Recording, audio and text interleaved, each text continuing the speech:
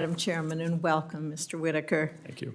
I've heard from stakeholders that they're facing substantial delays in the certification and operational approval that could improve aviation safety. To address this, I worked on bipartisan language in the Senate FAA reauthorization bill, creating a new Associate Administrator for Advanced Aviation Technology and Innovation. This FAA leadership level position would be charged with improving how the agency works across lines of business to certify advanced technologies more rapidly and break down barriers delaying the adoption of aviation technologies. Drawing from your prior industry experience, do you believe that the FAA places enough emphasis on the certification of advanced technologies? And would this new position improve how the agency responds to the pace of innovation? Thank you, Senator. I think that's a very astute question and certainly to the point. I think these new technologies coming into the agency are one of the biggest challenges we're facing.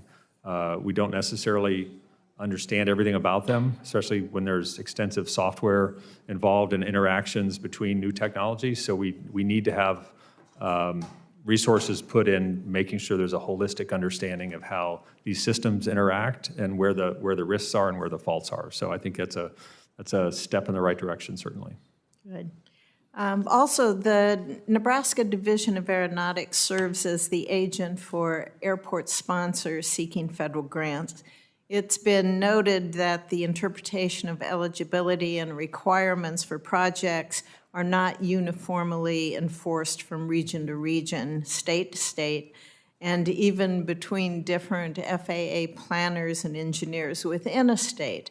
So what can be done to straighten this out? How can you as FAA Administrator at that level ensure that requirements are interpreted and administered uniformly across this country? I think it's important that we have a very transparent and uniform system to allocate funding across the system so that it is applied fairly, and I would certainly provide direction to make sure that happens. And then from that baseline, there are always exceptions for unique circumstances, and we have to have the flexibility to adapt to that as well, but it needs to be a completely fair and transparent system.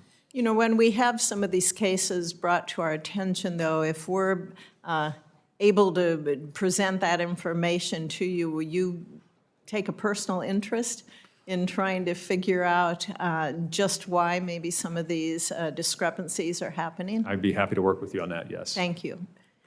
One of FAA's most successful government industry partnerships is the FAA Contract Tower program, and that includes one we have in Grand Island, Nebraska. This critical air traffic safety program is important to maintain and develop air service in rural states like mine. There have been attempts in the past to shut down the Contract Tower program over budget concerns. Can you give me assurances that you will support the Contract Tower program given its really vital importance to the national airspace system, and that contract towers will remain a high priority for the FAA if you're confirmed as administrator?